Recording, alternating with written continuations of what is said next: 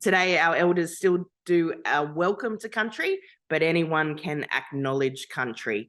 And so we acknowledge the country, which includes the peoples, and also pay respects to the elders of this country. And I thank those elders for the way in which they refresh, revitalize, maintain culture. And we come in deep respect, acknowledgement, and friendship. I have my clap sticks with me. That's a bit of a closer look for them. And I think you'll hear extended acknowledgements of country soon. But it's important we did it in this place. And so thank you for listening. Thank you, Brooke.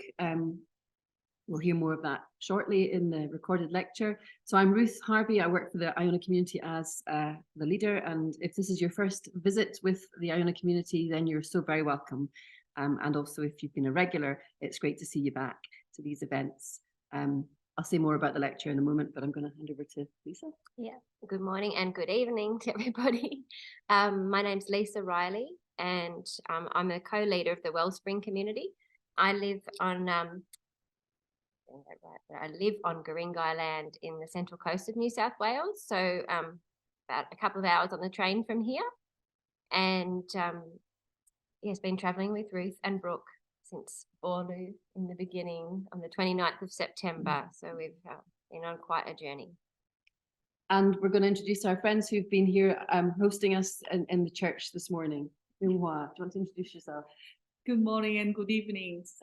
My name is Myung Hwa. I serve Lura Uniting Church with the many people here, very faithful folks. So good to be here. Thank you. I'm Peggy Goldsmith. I'm a long-term member of Wellspring Community and a past leader. And I'd say good morning and good evening to you too. And it's been wonderful to be hosted by not just the Lura Uniting Church here in this area of the Blue Mountains, but also by the Wellspring community, who have been coordinating this remarkable pilgrimage on which Brooke and Lisa and I have been for the last few weeks. And we're going to show you a recording of what we said 2.5 weeks ago now, I think, when we were in Yarta country in Adelaide. Lots has happened in those 2.5 weeks, and there'll be a chance for us in our small groups to really, the only question we're going to ask you, you can discuss whatever you like when you come to the small groups. We're going to invite you to reflect on what has been most pressing for you in these last 2.5 weeks. We know that the voice referendum has been held here in these lands now called Australia, and the overwhelming result was no, and that's landed differently for different people. We also are acutely aware of the ongoing horrors of war across the globe, and particularly at the moment in Israel, Palestine, and in Gaza in particular. And I wanted just to hold a moment of quiet before we go any further for Ahmed and his family. Ahmed was part of the leadership team on Iona in September when the Israel-Palestine Common Concern Network hosted our gathering in the Abbey. And we heard over the weekend of the horror of over 30 members of his family who were killed in Gaza at the weekend. So for Ahmed and his family, along with all others who've been impacted by the war in Gaza and in Israel at this time, let's just hold a moment of quiet and hold their families before God in prayer.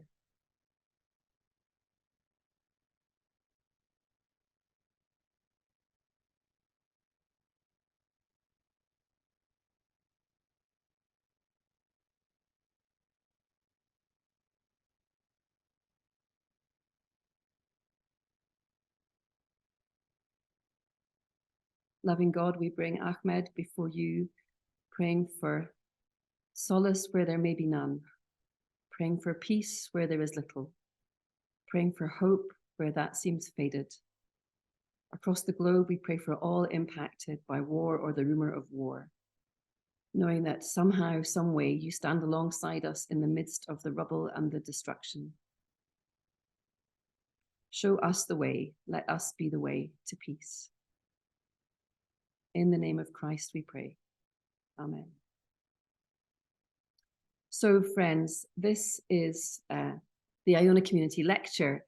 this event also forms part of a series called The Celtic Connection, which has been a series of events that we've recorded and hosted over this last 12 months, really inspired by the invitation from the Wellspring community to join them on a pilgrimage across these lands now called Australia, concerned for creation and on a listening pilgrimage where we're listening to voices from First Nations peoples and also from the Celtic world. And in honor of that invitation, the Iona community has recorded a series of talks and interviews, really, exploring what the Celtic connection might mean. We began first with John Bell, talking about what it means to belong in these lands that are called Celtic, the lands of Britain and Ireland. We then had a conversation with Sarah Hills from Lindisfarne and with Trevor Williams from the Corrymeela community, talking about what it means to live on, to be part of the landscape. So if John talked about belonging and the kind of personal belonging, Sarah and Trevor and I talked about the land of the islands of Britain and Ireland and what that means in terms of the Celtic connection. And then the third event was with Ian Bradley, where we listened to Ian's remarkable story of a review of his own version of what Celtic spirituality means, having written The Celtic Way in the 1990s. He's then written a revision of that called Following the Celtic Way. So that was a focus on Celtic spirituality, Celtic theology.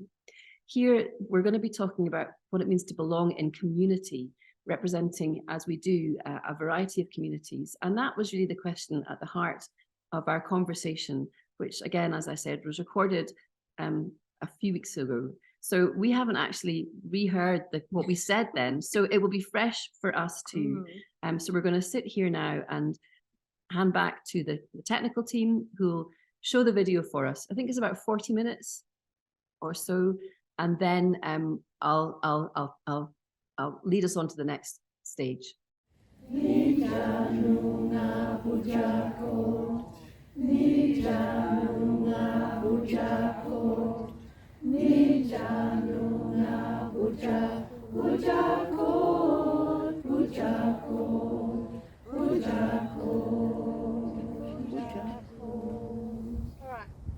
So welcome, friends, to the Iona Community Lecture 2023. My name is Ruth Harvey. I work as leader of the Iona community, and I'm here with Brooke Prentice and Lisa Riley, who will introduce themselves in a short time. I'm delighted to be speaking to you here from Adelaide West Uniting Church in the Kaurna country, in these lands now called Australia, where I am with Brooke and Lisa, taking part in a listening pilgrimage hosted by the Wellspring community with the Iona community, focusing on creation care. We join you at a time of increased biodiversity loss across the globe. We join you at a time of increased awareness of the carbon greed within much of the world. And we join you at a time of increasing awareness of the gifts and the wisdom of First Nations, Indigenous peoples across the globe in how we must care for creation. So we join you at a very particular time in the life of the world. And we join you as representatives of Christian communities asking, where is Jesus calling us to be at this time in the world's history? The focus of this year's Iona Community Lecture forms part of our Celtic Connections series and is focused on creation care with a particular emphasis on what it means to belong together in community, which is why I'm particularly delighted to be here with Brooke and Lisa, the Wellspring and Iona communities together, walking on country, being together. I'm now going to hand over to Brooke, who's going to bring an acknowledgement of country. Firstly, I announce myself on this country. I'm a Waka Waka woman. Waka Waka Nation is another one of our over 300 nations of Aboriginal peoples, Indigenous peoples in these lands now called Australia. Today, where we're recording is on Kaurna country, and Waka Waka country is the place of the bunya pines and the native grasslands. And so even though I'm Aboriginal, I come as a visitor to Kaurna country.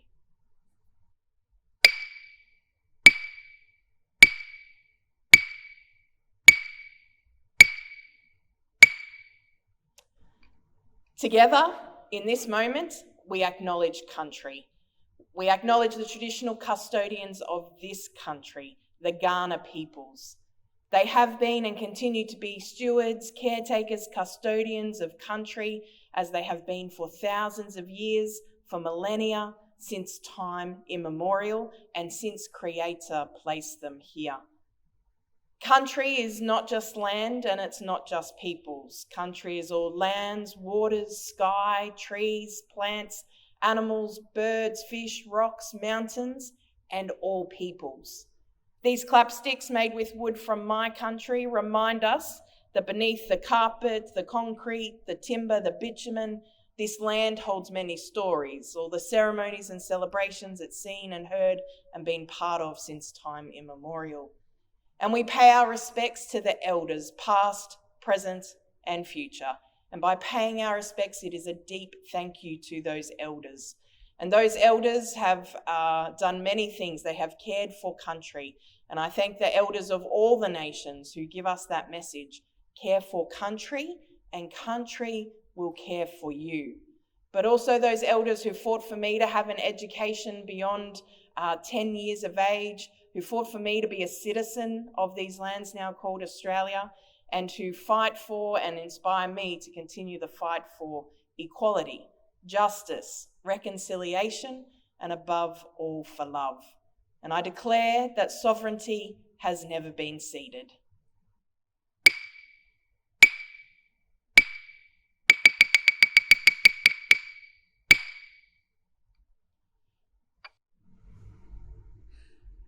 So, Brooke, thank you for that acknowledgement. We have been together less than a week. It feels like a lot longer, and it will be a lot longer. And we're looking forward to being with everyone online for this lecture later on in the month. But for now, we're here to share impressions under three headings, really. The nature of community, first of all, then a little reflection on unity and what reconciliation might look like. And then thirdly, we'll look at the famous phrase from the Iona community, the demanding common task, what that might look like for us. So I'm going to turn to Brooke with the first question, and it's about the nature of community in your experience. And I'd like you both to introduce yourselves to our gathered audience here through this question. So when members of the Iona community gather together, we share in worship, and we share words of the Psalms, which say how good it is, how wonderful to live together in community. And we know that it is good and wonderful, but it's also sheer hard work. It can be very gritty and gristly. People can fall out. I wondered if you could introduce yourself through the lens of your experience of community, whether that's intentional community or dispersed community. And don't be shy about talking about the grit and the gristle, as well as the glory and the wonder. So Brooke, over to you. Yeah, so probably the most life-giving community that I'm part of is the Aboriginal community. But I think a lot of non-Indigenous Australians don't fully understand what community means in our context. And for us, community, you celebrate together, you commemorate together. There's times of pain and sadness and joy. Like in Aboriginal community, we really have that expression of the fullness of life. The reality of the lack of closing the gap is a term we use here in Australia. We, as Aboriginal peoples, have the world's worst life expectancy. So there's a lot of grief, just continual grief from all the funerals we go to. But we also find Aboriginal people are very funny and humorous. And so humour is a big part of that. And I'll come back to Aboriginal community because about the pilgrimage and how what it's meant for me, this pilgrimage in just the Aboriginal community lens. But I was born up on Yindinji country in far north Queensland, and where we're born as Aboriginal people is an important part of our story. Grew up and lived most of my life on Gubbi Gubbi country, which is the Sunshine Coast area of Queensland. But I am from Waka Waka country, and where we're from is where our family heritage is from. So my Aboriginality is through my maternal lines, my mum's mum, my nan's mum, my great-grandmother, and then over 2,000 generations in Waka Waka country. And I was glad I could share a bit of that in the acknowledgement of country. The Bunya Pines are such a special part of our story. And so, but also being grown up in Redcliffe, I'm part of the Redcliffe Aboriginal community, and also that kind of takes in Brisbane, so the Brisbane Aboriginal community, which is actually the second largest in all of Australia. The largest is actually Sydney, which most non-Indigenous Australians don't realise. And so part of this pilgrimage has been to connect with other Aboriginal people, some that I'm meeting for the first time, others like here on Kaurna country, Uncle Frank Wanganeen, who I only get to see a few times every couple of years. But our Aboriginal community is actually right across these lands now called Australia. We're connected, those that live in remote areas, rural, regional and urban. And so we can come together as well as know our distinctions of our different country and heritage. But for thousands of years, we would trade with each other. And Waka Waka Nation, we hosted the Great Bunyinut Festival. Over 40 nations would come up to Waka Waka country. The Australian history books tell you the last one was 1896, but my nan was born in 1933 and still going as a 10-year-old. But the other nations stopped coming because of the risk of massacres and children being taken, the stolen generations and many other injustices. But we hold those stories and we bring those stories into community. And today that means extending our hand of friendship to non-Indigenous people and inviting them into community in all its wholeness. Thank you so much. So much to unpack there. We'll come back to many of these threads, I'm sure, over the course of the pilgrimage. But for now, Lisa, I want to turn to you and ask, what's your experience of life through the lens of community, dispersed or intentional, including the grit and the gristle? Yeah. Well, I guess I start by just saying that my role in the Wellspring community is that I'm the co-leader now with my lovely friend Joy Connor, and I joined that community in the first few years that it started, because I'd grown up in a Uniting Church and I heard about it when I was an enthusiastic young person trying to find support for a simple living centre. It's kind of like a retreat place that I was dreaming of. I'm an environmental educator and I married an outdoor educator, and we wanted to have a place, and I approached people in my church about that, and then they said, come to the Wellspring community meeting. So I've been part of that community for a long time now. And I guess, yeah, we are a dispersed community. We don't have a place like Iona. It took me 20 years to actually get to Iona. I felt like I was the only person in Wellspring who hadn't been to Iona. So we've only really got to see each other in person in small groups and at gatherings every 2 years. So it's, but we have our prayer diary that every day we can see who around the country that we are holding in prayer, and someone can send them a text message or a little thing about what we're doing every now and then. So that's my sort of faith community through Wellspring. And I'm also a Quaker, in Australian Quaker, which I sort of merged into from Uniting Church. So that's another community. But when you first asked me this question, I thought my main kind of regular community for the last 17 years has been my community garden. Mm-hmm. And my Quaker meeting actually meets in my community garden twice a month. So there's an overlap there. And the grit and the gristle kind of issues, yeah, I could think of some highs and lows in my community garden. I'll start with, a low point. Probably my worst day ever at the community garden was the first time we tried to do like an induction day for volunteers. And interestingly, it was about our acknowledgement of country.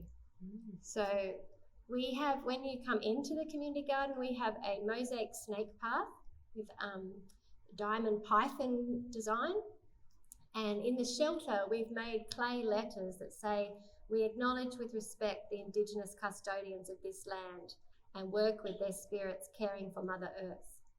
And it's been there since we opened the garden. We made the clay letters. Over the years, some of them have dropped off and we've painted in replacement ones. And I had a volunteer there who, at the beginning of the induction day, I explained that we had acknowledgement of country, and we've said that this is here. Whenever people visit the garden, I bring them in the welcome shelter and we read it out together, and we get the kids to face north first, and you've got to turn right around while you read this. And that started him on a real passionate kind of questioning of, why is that all we do? Why don't we do more for the justice of the Aboriginal people? If we say this acknowledgement, why don't we support the Aboriginal Tent Embassy in Canberra? Why don't we do more? And it turned into, I had older people. So my friend who raised this issue, he was fired up.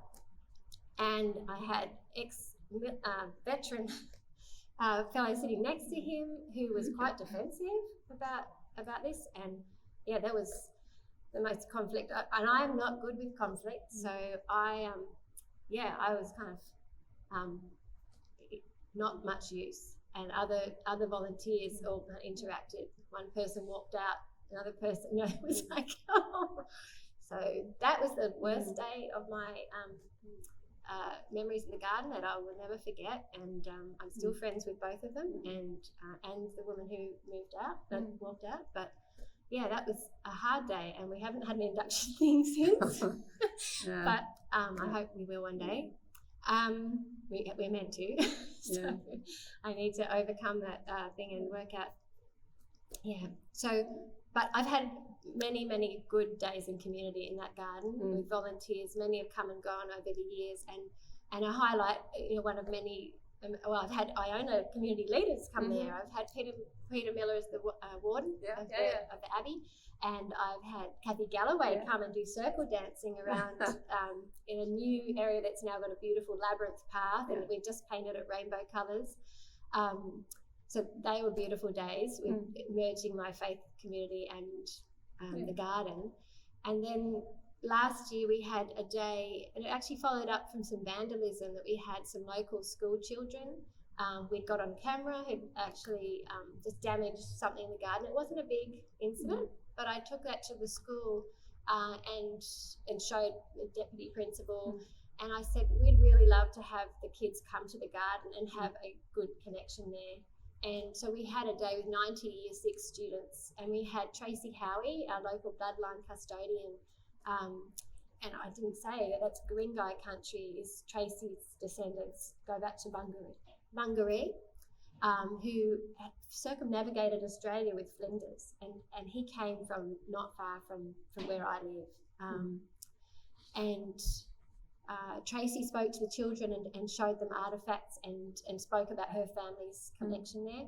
And we had Jake, local fellow we've had many workshops over the years about bush foods and also colonial history. So he, challenges the kids for our sort of ignorance actually about, when the ships came and what happened then, and sing songs with them. And then we had two artists who did artwork with them about birds and rag making, so recycling fabrics and making, because the garden is all about sustainability. So that was a beautiful day. We made footprint biscuits, homemade biscuits for treading lightly on the earth for the kids. And if you give them food, you've won them over. So they had a fruit platter and footprint biscuits, and that was one of those sort of heavenly days of a highlight of the garden's life. Real examples of that glory and the grey, the grits and the glory. And I guess when I hear you both speak, if I was to answer the question, I am part of the Iona community, the rhythm of prayer, of daily life, of being in my family group, my local family group, is the heartbeat of belonging in community.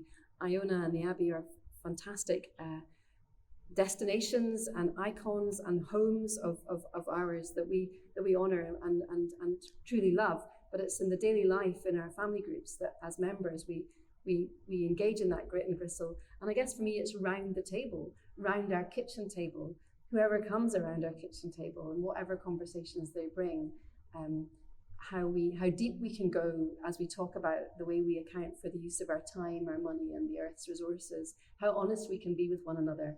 Those are markers of that depth of community living. Lisa, you mentioned the Wellspring Iona link, and I wonder, just for our captive audience, it might be worth saying a little bit about this story. I think it was in the 1990s, friends from Wellspring friends from Australia came to Iona and explored the relationship. Where did it go from there? So my understanding is that, so we officially started in 1992, so it would have been in the, probably a couple of years leading up to that, people had gone to Iona, loved it, heard about it, probably read all the books and things. And the Reverend John Martin was our first leader. I think there was actually a meeting at a Uniting Church Synod or something to get people together who were interested in starting a community that was interested in it being called Iona Community Australia, but that wasn't an option. So, so it was called Wellspring. Okay. Yeah. And we share a similar kind of pattern of prayer, a similar pattern of rule of life, and a similar commitment to justice and peace. Absolutely. Yeah. And it's always, our byline has always been inspired by the Iona community. Yeah. So it's always been out there on the table. We have a prayer diary. Yeah. Yep. It's a great connection to have. Brooke, what was your way into this community? I was actually invited as a guest speaker because I'm an Aboriginal Christian leader at a national gathering a few years ago, 2017 or 2019 in Meanjin in Brisbane. And I didn't really know much about the Wellspring community, but quite a few of the members had been connected to us as Aboriginal Christian leaders. So I put that together. And that was where I first heard about Iona. They said, do you know about Iona? And I said, no, what is Iona? And since then have found many of my friends have actually been to Iona, which is amazing, not necessarily part of Wellspring. But I became a Wellspring member in the last 12 months, which was exciting to formalise that journey and be part of the pilgrimage. And, we were talking about community and our community lens before. As Aboriginal people, we use this term mob, M-O-B, and it means you're part of the mob. And so I guess I'm Wellspring mob, so that's exciting journey. Well, thank you, and I wonder if one day we might find a way to bring you to Iona. I would love that. Let's see if that can work. That is on my bucket list now. And maybe we'll have to think about the way to be less carbon guzzling as we do that, but we'll find a way to do that. I'll swim. Let's swim, walk, boat. Lisa, in your introduction, I'm going to move on to the second series of questions, which is about reconciliation. And Lisa, you talked about being uncomfortable or unsettled about the conflict within the small community garden, where you mentioned that beautiful story. And I hope you find a way to have those difficult conversations. I want to turn now to Jesus' call to us to be one, as he and the Creator are one. And I'm looking at you, Brooke, because I'm going to start with you. I guess part of our calling as pilgrims on community is to find new ways to be one, to reconcile our differences, to name the injustices at the heart of our divisions, and then to work forward. Only yesterday, I came across this notion of makarata, and I'm going to leave it to others to explain what that means. But there's something about this deep unity to which we're called. And my question to you is, how can we find that deep unity? What examples are there of unity and diversity that compel, inspire you on in your journey of faith? Brooke. Yeah, so whenever I talk about unity, I always say unity in diversity. I say you can't have unity without diversity because otherwise you're just looking at sameness, and unity is not sameness. And I think so often here in these lands now called Australia, the concept of unity is about sameness and all agreeing, and it's where people won't reconcile with the true history of the last 250 years from colonisation, or even our longer story of thousands of years as Aboriginal people. And often we're not there as part of community to talk about the story, and that's how we know you don't have unity without Aboriginal people as well in these lands on a national scale. And so, makarata has been an interesting word that's come into the vocabulary of Australians, as it's in a document called the Uluru Statement from the Heart, which is one page that was delivered to the Australian people in 2017. It's meant to mean an English translation of makarata is coming together after a struggle. And so for where we are in Australia's history, it seems like the right word. But as an Aboriginal woman, that's a word for a ceremony. It's the Yolngu people's ceremony, makarata. And so when it was first used, I was a bit uncomfortable with it because, we've always talked about treaty And that's a very important path, and Makarrata is meant to lead to treaty, but it's an actual ceremony that's happened for thousands of years. So you have to actually take me through that ceremony. And so I think when we think about coming together in community and when we think about unity and diversity, we need to be conscious of those cultural lenses and even our language, because you can't just pick an Aboriginal word and translate it to English. There's so much more meaning to what that is. Even the word country, and that's capital C country as we use it as Aboriginal peoples, it's not just the land or the peoples, it's all of a Christian concept of creation, but we also as Aboriginal peoples use creation as well, but this concept of country. So I think that's important when we think about coming together in community and unity, that we deeply listen to one another. Because our language can be different, and it just takes time and relationship. And Brooke, you were the one that used the notion of Jesus as the first unsettler, and you introduced me to that concept, which has been a very powerful part of my journey as I'm preparing to come here. Can you say more about why you've used that phrase for Jesus as the great unsettler? Yeah, so I do call Jesus the great unsettler, and that's with a uppercase U and a uppercase S, and it is a play on the word settler. It's even been interesting with the word settler, how that's come into the Australian vocabulary. That's not one we grew up with. So I feel like there's been an influence out of Canada and the United States of America using this word settler. And colonists or... Yes, or just the English or the British, actually. Yes. And so, today, I use all terms, so invader, colonizer, settler, explorer, there is a truth in each of those words, and that truth telling is so important. But the great unsettler, because often what would happen is I would be sharing, it could just be my message of reconciliation as friendship, like just building friendship with Aboriginal peoples. Love us first, instead of the judgment we often face and the myths and stereotypes and the racism that exists in Australia. And non-Indigenous people would come to me and like, oh, you made me feel guilty, or I don't want to deal with the sadness, where's the hope? And I'm like, oh, why do they have these feelings when I feel like I've just done an action of truth-telling, invited into friendship and asked to take some action so that we don't experience injustice and disadvantage? And then I thought about what happens with me in my walk with Jesus, and I'm like, actually, Jesus unsettles me in heart, mind, and spirit each and every day. That's not because I'm Aboriginal. It's because I know I'm walking the good path with Jesus. He's meant to unsettle us. And so often I think Western cultures reject feelings of unsettledness, uncomfortableness. My peoples have been living with that for 250 years, and it's built resilience. We're the best change makers. It's built adaptability. And I think that's something non-Indigenous peoples can learn from us and makes us stronger in community together. Thank you. Thank you. Lisa, what would your thoughts be about reconciliation and that unity that's deeper than simply conciliation, but goes to a wider reconciliation? So, it's a really, it's been an interesting journey for me.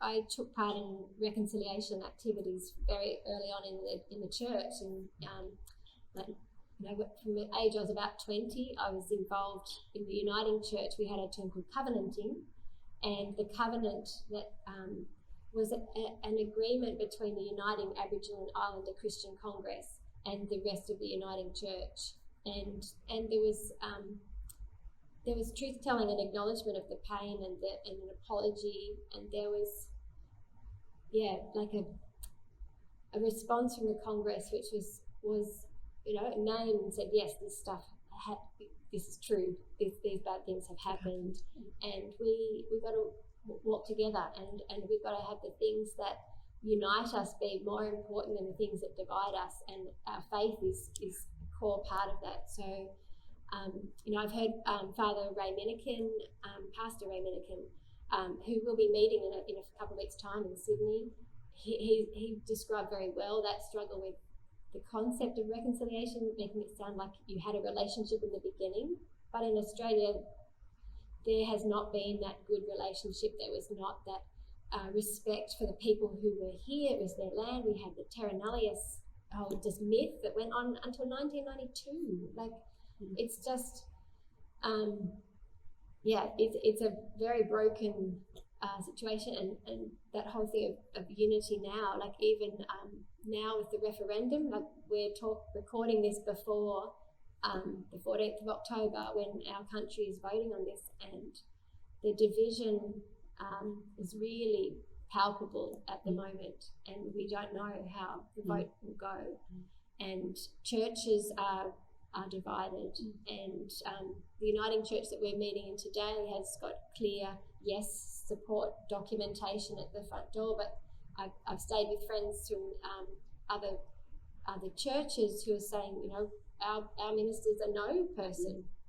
Half our congregation might vote no, and others are voting yes, and that oneness is difficult. I've just read a fantastic thing by Tim Costello in the foyer, comparing it to the time of, the I Have a Dream speech. It's an anniversary from Martin Luther King, and quoting amazing things that the church said to him then about, the timing's wrong. It's not the right time for this. And clearly it was the right time for change. And it's been a time for change here in Australia for a long time. And I'm not sure how it's going to work out, but when we... And the referendum you're talking about is the voice referendum. Yeah.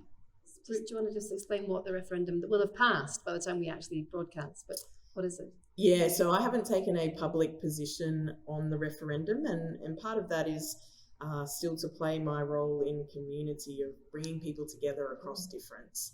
But what the referendum is a question being asked of the Australian peoples to change Australia's constitution, and that question is to recognise Aboriginal and Torres Strait Islander peoples as the first peoples of Australia, and to establish an Aboriginal and Torres Strait Islander voice to Parliament. Basically what that voice is a representative group of Aboriginal and Torres Strait Islander peoples who will be able to make representations to the Australian Parliament, government and executive on matters relating to Aboriginal and Torres Strait Islander peoples. Hence it's called for short The Voice. Yes. Yeah. So thank you, that's really helpful. So, and that comes out of the Uluru Statement from the Heart that had 3 calls, which were voice, treaty and truth, and that's a National Truth-Telling Commission. And so the voice to Parliament is a very, very small step, and there's still treaty and truth-telling and justice to come. And when I hear both of you talking about truth-telling, treaty, justice, voice from your context, I have little glimpses of, the Truth and Reconciliation Commissions across the globe, the Poverty Truth Commissions, which are really big in our country, where people who have lived experience of poverty are the ones to take their voice to the decision makers, supported by others of us who don't have that lived experience. And I have resonances of the stories of the peoples of the north of Ireland, for example, who are living with prejudice and discrimination and violence still on a daily basis. Nothing about us without us. Nothing about us without us is for us. That principle comes across. So the last question I have for us is to ask, given all of this and all that we'll be experiencing as we go, is there one, as George MacLeod would say, demanding common task? I'm going to reframe George with his blessing, I hope, and ask, what's the irresistible common task for us as communities, particularly in the context of creation care, of climate devastation? What's the irresistible, demanding common task for us to take together as 2 communities? Lisa, I'm going to start with you. So, demanding common task. Well, at the moment, I feel like I'm in the middle of the pilgrimage, which is quite a demanding common task that we've taken on together, and it's an amazing experience. But beyond the pilgrimage, when we were planning this and invited you, Ruth, here, we like, what are the 2 main things that we have to act on in Australia? And for us, it's Aboriginal justice issues and climate justice. So they're the 2 things, and we thought how can we bring that together in our pilgrimage? And we know that we still need to know more from First Nations peoples in Australia. about the way to care for this place. This is their place. They have had 2,000 generations. Did you say? Yeah, like, so such a long time, and my small experience where I live is learning from my friend Umra, who's been teaching me about connecting with country, and so many people in Australia do not connect with country. They are operating on this surface level, and often don't know and haven't met Aboriginal people. So, or somehow manage not to connect with. So that is a huge issue. The relationships that aren't there, and the understanding, and the solidarity that's missing. So somehow, if we can help those things happen and share the voices, share the messages about the right way, the way to be in the right relationship here with First Nations people. I hope that we can do that in a good way. And then climate justice, that does caring for creation. Climate justice is integral part also of what Wellspring tries to connect in with our faith, and it's just integral for me. It's just how I my whole faith is very earthed. It's soil, compost theology, and worms, and not wasting, because everything comes from the earth. And I think about that all the time. So I guess that comes through, and I feel that resonance with Iona. I feel like that message is there, and that's the global connection. So we can certainly work together on that global issue of caring for the planet, speaking up about the planet, and having an active hope that, and giving people a place to connect with matters of the heart. Okay. I guess that's what I feel like we're definitely on a journey that we can be side by side. Yeah. So the deepening of relationships and focusing on matters of the heart in relation to the climate are powerful, powerful trajectories for us to follow through. Thank you, Lisa. Brooke, what would your response to that irresistible common task question be? One of the things I've said, and it's been a dream of mine since I was little, and that is to build an Australia that we build together, an Australia built on truth, justice, love, and hope. And they're in a particular order. Truth, through truth, justice flows the love, and that's what brings the hope. And for me, I guess that overarching of that term is about healing. And it is much broader than Australia, it is to the world. And part of what goes through my mind and heart is that what has happened to Aboriginal peoples here in these lands now called Australia, we kind of come at the end of the global colonial project. And so it's still very fresh with 250 to 230 years ago. And so we are the world's oldest living, continuing cultures. And there's still so much to learn from us. And so that's why I think it's been wonderful to be with you both, but also Ruth, with you having come from another land across the waters to be here. And there was this incredible documentary by John Pilger called Utopia. And Utopia is this little Aboriginal community in the centre of Australia. There's nothing like Utopia. It doesn't have running water, sanitation, and this is some of the condition our people live in this country today. And in that documentary, the person was asked, what will it take to change what's happening here? And they said, we think it will take people, outsiders, probably from overseas, to come here and journey with this story and take those stories back. And so you being here, those listening to this lecture, but also to understand as part of what has happened to us as peoples, our creation was denied. You could say up until the 1960s or the 1980s when the last Stolen Generations home closed, or still today, our humanity is denied. We don't have dignity given to us from everyone in this country or overseas. And so, you know, it does actually come back to this concept of country, all lands, waters, sky, trees, plants, animals, birds, fish, rocks, mountains, and all peoples. That's all of us. And those words from our elders, care for country and country will care for you. And so, you know, creation and climate justice is actually First Nations justice. And First Nations justice is creation and climate justice. And so we need to work together to learn from the world's oldest living continuing cultures. And I think communities like Wellspring and Iona are placed so well to do that, because the governments haven't listened to us, the churches haven't listened to us. They might have listened, but they haven't taken action.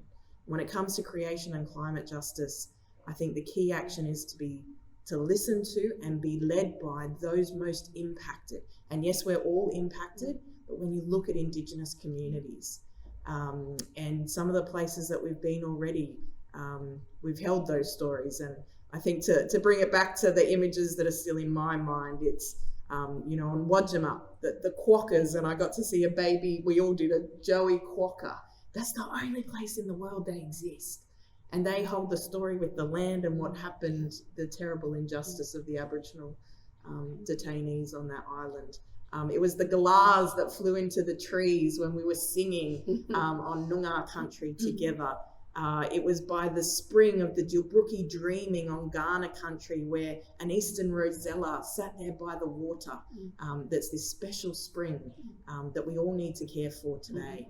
And so, you know, I'm so happy to be pilgrims on a pilgrimage and experiencing these things together and able to share with those listening to this lecture. Brooke, thank you. Lisa, thank you. This is a ... conversation. We will continue this conversation together when we join with everybody across the globe on this Iona Community Lecture platform. But for now, the journey will continue. The pilgrimage will continue. Thank you. Thank you.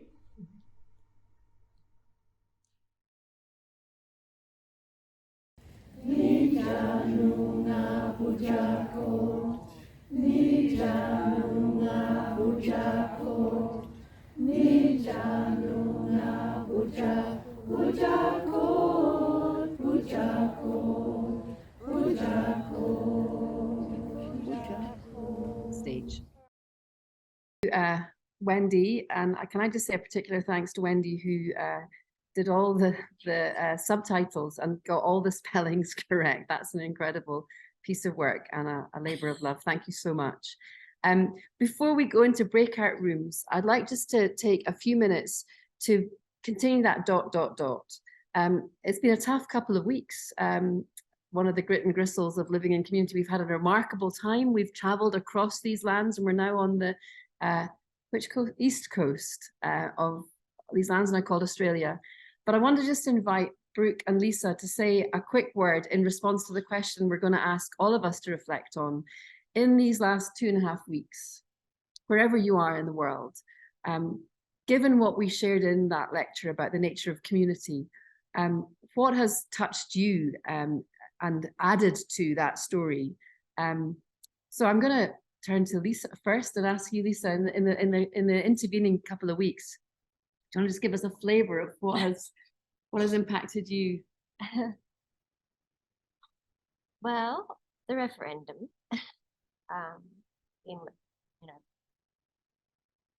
I'll tell you a very hard moment for us when we were travelling between Adelaide and Alice Springs. Just one encounter that Heather and I had with I was wearing my Yes shirt, like I'm wearing now, and I wore it every leg of the journey whenever I was going on trains or buses or coaches and planes everywhere. And Heather had collected a big placard, a Yes placard. We'd been to a gathering with church leaders and community leaders that morning in Adelaide, actually almost by chance, because I was staying with one of the leaders of the Quakers in South Australia, and she had the invitation, so we invited ourselves along. We took the placard to the airport with us, and an Anangu woman, that's that all right, from the airport, who was travelling on the plane with us, spoke to us and told us that offended her, that we would have that sign. So she's an Aboriginal woman from Central Australia. And she believed that if the yes vote was successful, that their land would be taken, and some deal with the United Nations would take the land. That Anthony Albanese, our Prime Minister, had done a deal with the United Nations, and we've had all sorts of things like this going around in social media, a whole lot of confusion and misinformation and outright lies being told to people. And Heather and I felt really bad about that. We felt pretty useless or powerless about that situation. We just apologized that we'd offended her, and she went and sat a long way away from us. And yeah, so that was a low point. Well, it's hard to get some positives out of it. So I'd say in terms of a community, there's now a community of the, all the people who work so hard, door knocking and handing out yes things and phoning people, and it was near 40% of Australians, it's just under now, isn't it, Brooke, the final count, but on the night it was about 4 in 10 Australians, and I think it's like high 30s now, of percent of Australians who voted yes, and we've got a lot of work to do. And at my community garden, my friend Ulmara, who's teaching some of our local Quakers and others and friends together about connecting to country, just a couple of days ago on Sunday, she had the first healing circle for yes voters, and there'll be more of those, and I'll catch up with that when I get home. Thank you, Lisa. And yeah,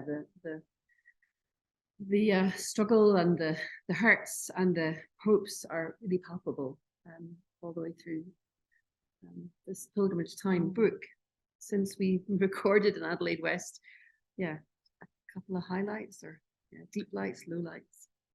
Yeah, I'm really grateful that lecture is recorded. The referendum does mark a time in my life, and so to have those words before the referendum, I think are quite important personally, but collectively and for our nation and the world. For me, post-referendum, one of the things I've said is it's a deep sadness, and it's a sadness I've never known before. And many Aboriginal people have kind of articulated the same thing. It's a deep sense of rejection, numbness, and sadness. But through that, Aboriginal and Torres Strait Islander people are still calling, and I will still work for that dream of building an Australia that we build together. We'll need our friends from around the world to help this nation of Australia to heal and to be listened and led by the people that create a place here first since time immemorial. I think I've been so grateful for this pilgrimage. Like I always knew that the referendum, in the early days of planning, well, actually, I always said that this would be the date, the 14th of October. But that the referendum basically happened in directly the middle of the pilgrimage. And so to have community around me and around other Aboriginal and Torres Strait Islander people, to bring me together with other Aboriginal and Torres Strait Islander people through this pilgrimage, I'll be forever grateful for. And just the timing, I think it's God's timing, and it's very important, and that we still tune in to the spiritual moments of the whole pilgrimage. But the fact that this lecture happens at this point of the pilgrimage, I guess the words that I'm left with when Ruth asked about the grit and the gristle, I think pre-referendum, I probably have a very different perspective now. And I think the thing about the referendum was it now actually confirms where we are as a nation. And so with that reality, it changes my focus, my action, and the work that we have to do, not just my work, but all of us together. And that this nation of Australia really is in the grit and the gristle of how to do relationship, how to do truth telling, how to find healing. And my healing is bound up in your healing is bound up in my healing, and we do this journey together. It's that fullness of life. And so yeah.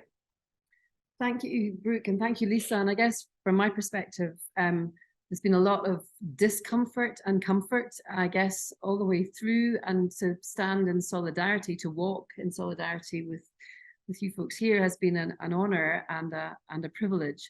When I hear you talk about our futures bound together, I'm reminded, and I've been sharing some of the wisdom I've gathered from John Paul Lederach and other reconcilers across the globe, that he says that one of the first acts of reconciliation is to build relationships. It's not a unique concept, but he says it himself also. And he talks about, you know, until we can see that the future of my grandchildren is bound up with the future of my enemy's grandchildren, that when we see that, we will work towards reconciliation. And other great reconcilers in the world that I've come across have talked about, you know, after moments like the referendum, the work of reconciliation really begins at that point, because we're left with the damage and the hurt, and the space for listening and deep listening, which is what we've had across this pilgrimage in different ways. And I guess some of the discomfort I felt is, you know, you cannot but be discomforted when you hear people from the Torres Strait Islands and from the Pacific Islands talk about the rising sea levels and the visceral truth of villages being flooded in the next couple of years and whole communities having to move and relocate. You cannot but be discomforted if you visit the Colebrook Reconciliation Site, one of the spaces of one of the homes for the stolen generations, and hear the pain of the weeping and the stolenness. You cannot but be discomforted when you go to Raymond Island, Gragan in Gippsland, and hear of the horrific massacres of hundreds and hundreds, thousands of Aboriginal and Indigenous peoples. You cannot but be discomforted. For me, it's been very uncomfortable to be on a creation care pilgrimage, and also to be part of the carbon guzzling West. All the flights that we take, it's uncomfortable. And then the comforts. So visiting the Scarred Tree Ministries in Sydney and meeting Uncle Ray and hearing about the work that he and other Indigenous leaders are doing with young people, the education that's going on, the comfort in Colebrook, in the reconciliation site, hearing the generosity of Uncle Alan and other leaders saying, this is what happened on our lands, and we still welcome you, and we still want you to be our friends and come with us. The comfort of the conversation around the campfire and campfire in the heart. We're living with this comfort and discomfort, I guess, unsettled, settled, play on words here all the time. And for me, woven through it has been the messages and the WhatsApp calls and the Facebook messages and the emails from all of you across the globe, particularly recently about Israel-Palestine, living with that ongoing discomfort, and more than discomfort, the agony of the pain across these lands. So there are no easy answers, but we are here in community. And I guess that's where we turn the focus now to all of us. And we've got maybe 15 minutes in groups to ask ourselves, you know, so where now, what now for community across the globe? And then we'll come back and we'll have some 10 minutes or so just for a final conversation with Brooke and Lisa and Hua and Peggy here. So if we can go into breakout groups for 15 minutes, and we'll see you after that. Welcome back, one and all.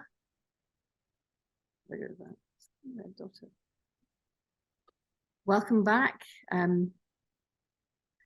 We're conscious that for some of you in the continent of Europe, it will be nearly 10 o'clock at night. Is that right, Fiona? I got that, my timing's right.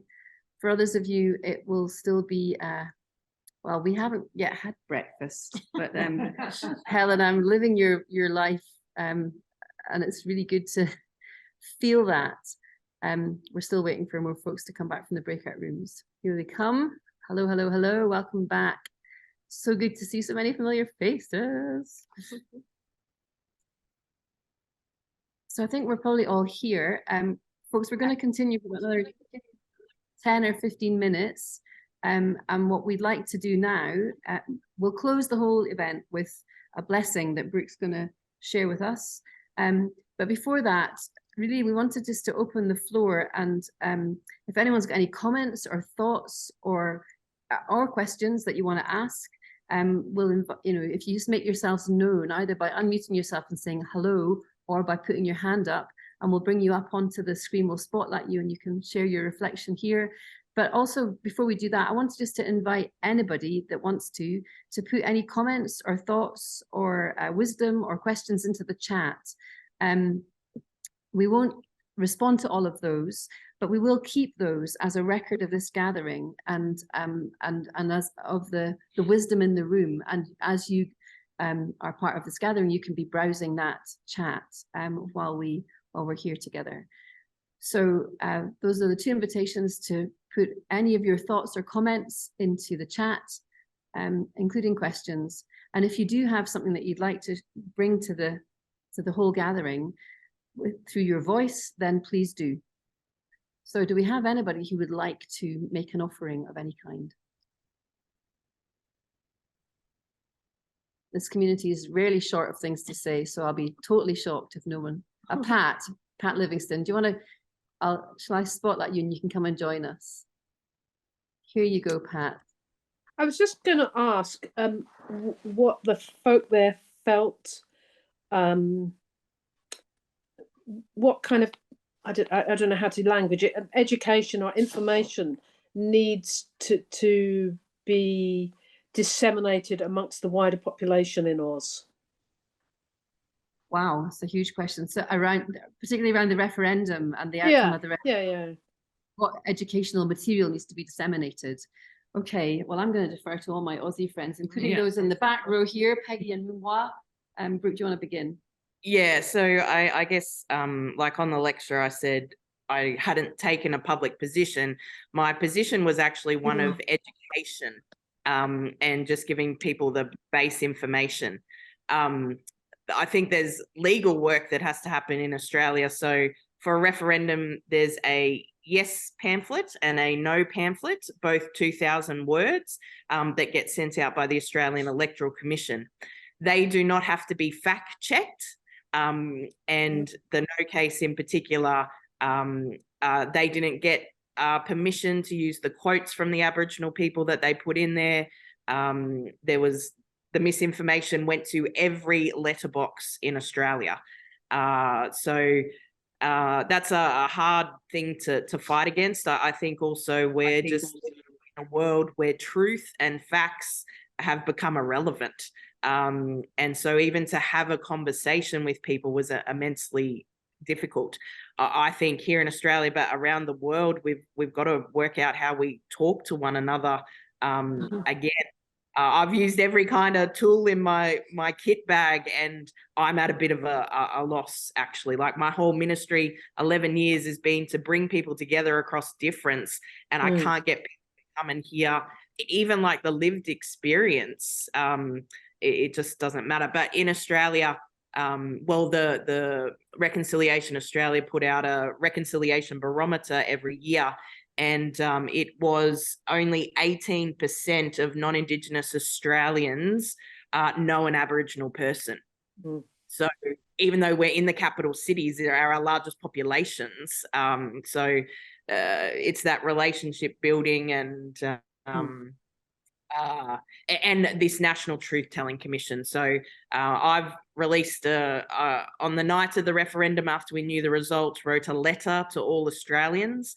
It's now on my website, brookeprentice.com, if you haven't seen that, or on my social media at brookeprentice.official. And I've called for a Truth-Telling Commission. And I think that's where we need to start. This nation of Australia has never reconciled or learnt its true history. And that will take years. And looking at the models in South Africa, Canada, And I did one in 2019. The media wanted nothing to do with it.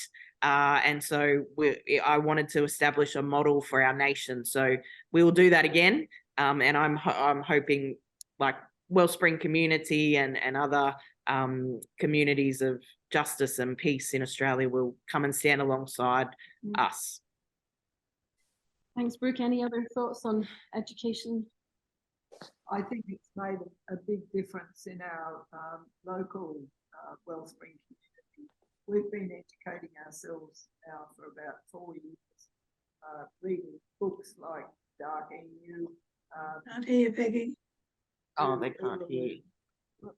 Working through Uluru Statement of Heart, and also Eugene Stockton's book, The Aboriginal Gift.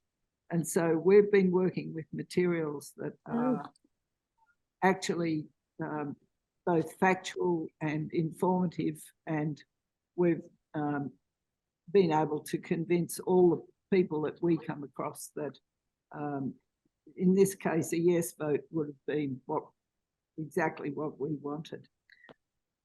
So Lisa is producing book after book. What we'll do is we'll put these on the website, on the Iona Community Learn section, if people want to find out some more. But yeah, there's clearly a piece of work still to be done. And Pat, that was a fantastic. Thank you so much. Okay, we will take somebody. Yeah, there's some comments in the chat which we can look at. But does anyone else want to come up and join us on the screen while we are just looking through? Here we go, Margaret. Let's bring you up onto the screen, Margaret Hart. Margaret, yeah. Thank you. Alison has mentioned my question in the chat, so I thought I'd just put it into a bit of context. I was interested in what would attract Aboriginal people to the Christian faith when, from where I sit, it would seem to me that Christianity was the faith of oppression for you. Yeah, so interesting with the referendum and the Uluru Statement from the Heart. The last line says, in 1967, we were counted. In 2017, we seek to be heard. We start our trek across this vast country and invite Australians to walk with us in a movement of the Australian people for a better future. Why I said that is the 1967 we were counted. That's when we were counted as people in the census. My nan was 34 years old before she was counted as a person. But it's leading into the 2016 census. 54% of Aboriginal and Torres Strait Islander people identified as Christian. There's many different kind of reasons for that. Kind of at those times of colonisation and the theological work I do today, we could see our dreaming reflected in some of the Bible stories. So any of us around the coastline of Australia in our dreaming have a flood story like well, it doesn't have Noah, but where the seas rose and there was this great flood. We call Genesis 1 the greatest Aboriginal dreaming story ever told. And so, but also people converted to Christianity because the missions were where you were safe from being killed from the massacres.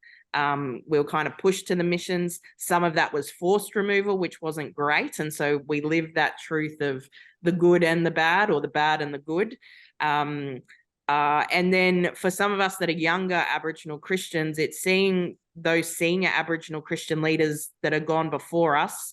So people like, Auntie Jean Phillips, a senior Aboriginal Christian leader, Uncle Reverend Graham Paulson, who grew up in the reserves, and suffered great injustice more than, we still experience injustice, but not at that level. These are the ones in their 70s, 80s, and if they're lucky enough, the 90s, and that they still so faithfully follow Jesus. It's this huge example for us. And the work I do in schools today, mainly with non-Indigenous students, they're really passionate about justice, but can't connect it to faith. They all want to be an Aboriginal ally. But when I tell them that all of our great movements for justice as Aboriginal peoples, they were Christians as well, like William Cooper, Pearl Gibbs, these incredible people. I'm like this contradiction for them. And so just that faith is so important. And for us, when you got everything stripped away and you live in justice and disadvantage, we actually cling so tightly to Jesus. It's actually a real meaning in our lives. It doesn't mean you see those amount of Christians sitting in churches. That's a whole different thing. And that's sadly the racism that exists in the Australian church. I've experienced more racism in the church than in secular society. And the church should be the place we find the common ground, the love, the embrace, the community. But we've still got a long way to go. But yeah, many different reasons. But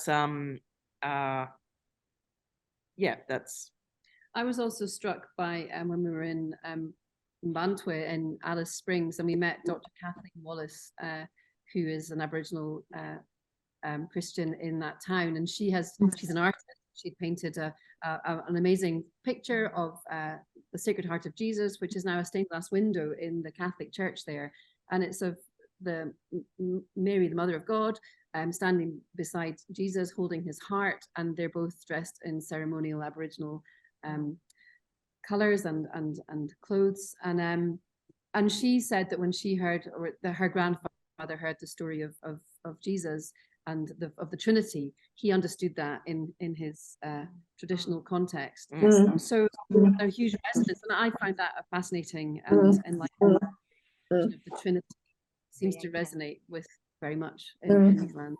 Yeah, and we have those stories. So when we're on Kaurna country where we recorded the lecture, there's a symbol of 3 U's. U in an Aboriginal painting is a person, but those predate colonization, and it's the Trinity. It's a central desert symbol, particularly a Walpole symbol.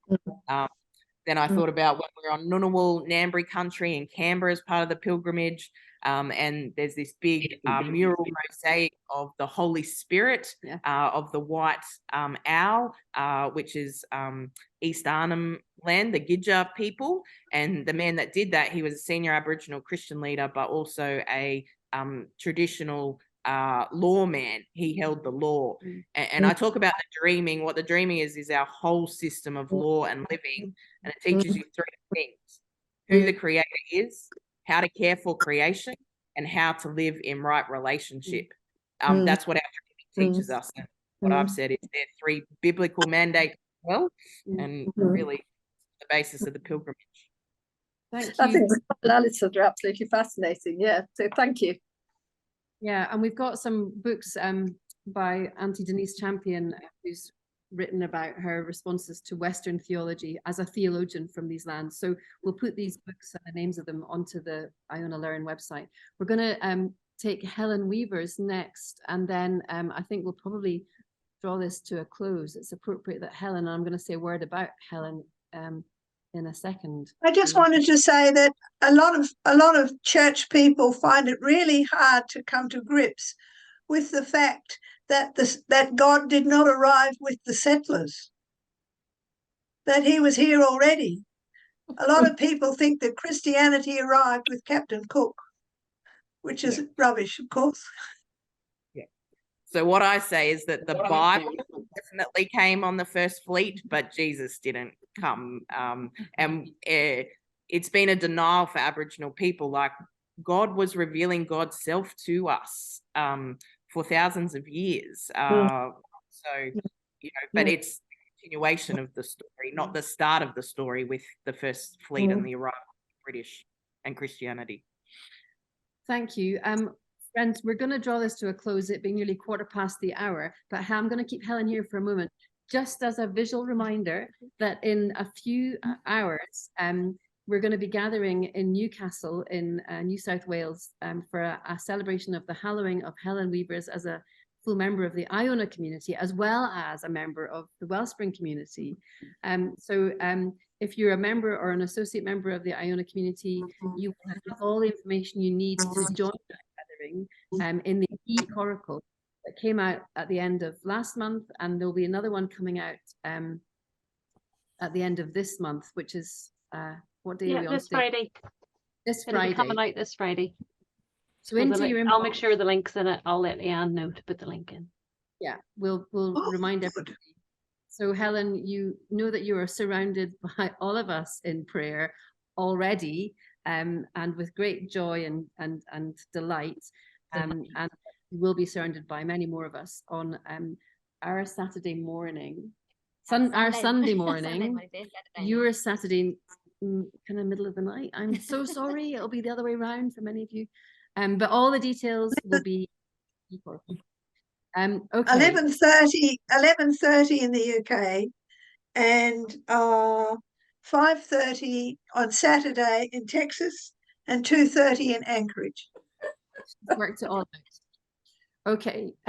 So thank you, Helen. I'll just remove you from the spotlight, and then just to acknowledge that there are some lovely comments and further questions in the chat, which we will capture. Thank you for all of those.